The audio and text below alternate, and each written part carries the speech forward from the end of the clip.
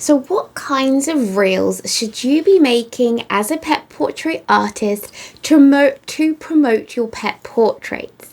Hi, I'm Sema Martin. I'm a pet portrait artist and I have been for the last 10 years, and now I'm doing these daily vlogs to help you grow your pet portrait business. So in terms of reels to promote your pet portrait art, so reels are short form videos, so things that you see on Instagram, YouTube Shorts and TikTok, and they can go up to 3 minutes. TikTok now does 10 minutes, but I wouldn't call that short form a video. That's more of a long form video. So anything up to 1 to 3 minutes, but it can be as small as like 5 seconds. That's a short form video. That's what's known on Instagram as a reel. And the things that you should be filming if you are doing reels and short form videos to promote your business is more about the pet rather than your art process. So I know that kind of sounds a bit weird because you're an artist, you're trying to show that you're an artist. But if you show art process related content, like what colors you're using, how you're creating the drawing itself in terms of like what paper you're using, what colors you're using, the layering process, the color mixing process, if you're sort of showing those kind of things a bit like a tutorial, it's more going to attract other artists and other people that are wanting to know your process rather than customers that want to commission you. So customers that want to commission you, you have to think about more what they're going to be interested in. So they're more interested in the actual pet. Who are you drawing? Why are you drawing them? What's their story? And where are they from? They want to know the story behind the subject rather than the actual process. So I hope that's really clear. For instance, I've done quite a few reels now where I am sort of doing a voiceover talking about the pet as you sort of see it drawing, seeing it come to life. And I do find that those kinds of reels perform a lot better than any reels that I've done where I'm sort of saying, I'm using this color and now I'm using this color and this is the paper I'm using. Like those are very artist focused. Other artists will want to know that, not necessarily commissioned clients will want to know that. So really think about, in their shoes, what are they interested in? What are their interests? How are you going to show them that you understand them and you can be the artist that they need in the commission process? So talk more about the pets themselves and the stories behind them. So quite a few things you can do, like I just suggested, do like a time lapse or a little clips of drawing, and then talk about the pet as a narration. Like you can just then film that separately and just talk about who it is, where they're from. Like I've recently completed a drawing of Chester, very cute little dog. I drew his sister about 6 years ago, and now the customer has come back and wanted me to draw him, and he's the same breed, I can't remember what it's called now. Very difficult to say, I apologize. But talk about the breed. He's the same breed as before, and he is the same age as when I drew the other one, and they're from the UK as well. And you can just keep talking and talking about the client, about the pet itself and what it's like drawing them and that kind of thing. Especially if the customer hasn't given you a story, like where they got them, then just talk about what you like about them, what you like about the drawing.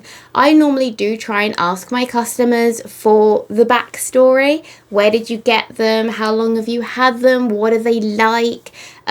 Because one, that's very helpful in terms of creating the commission itself, so you can create the best portrait possible that shows their pet in the best light.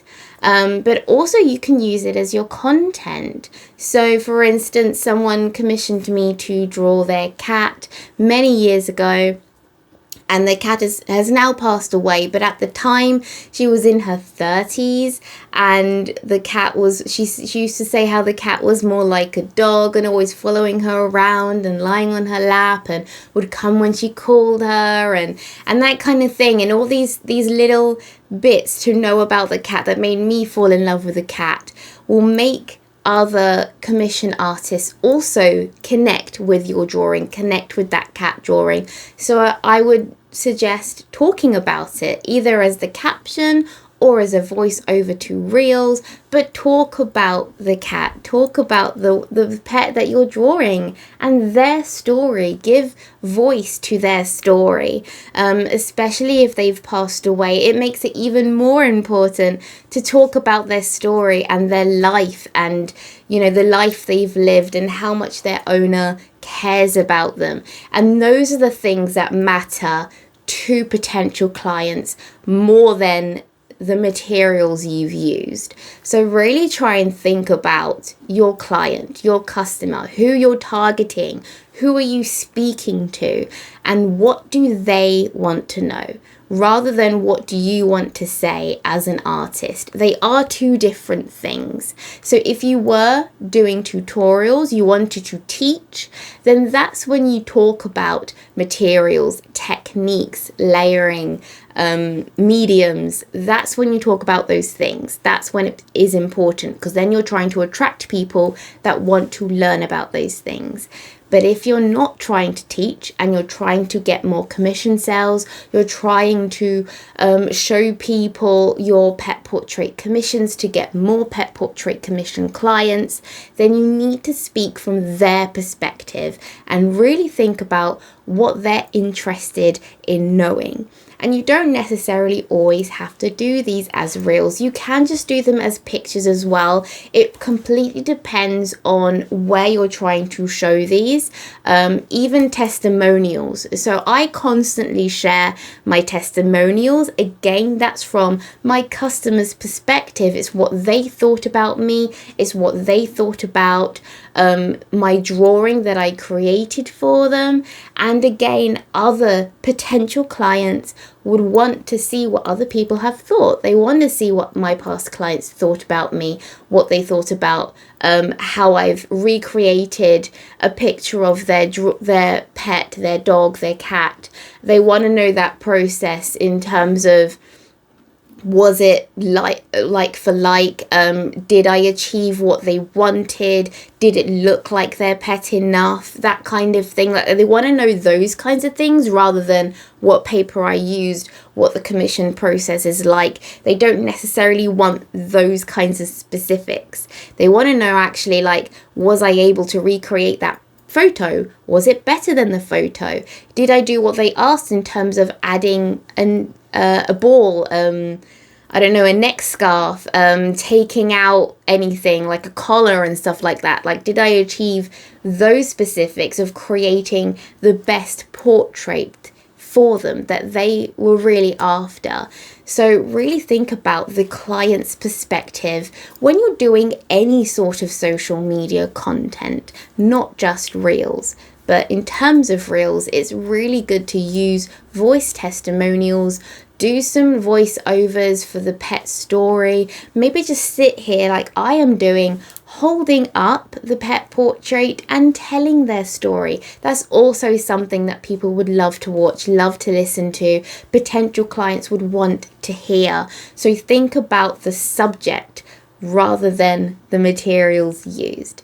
So I hope that was helpful. If you have any helpful tips as well, I would love to know in the comments below.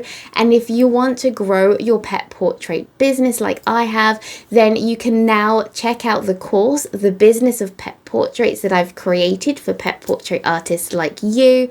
And you can download the free prospectus by clicking the link below. And I'll see you next time.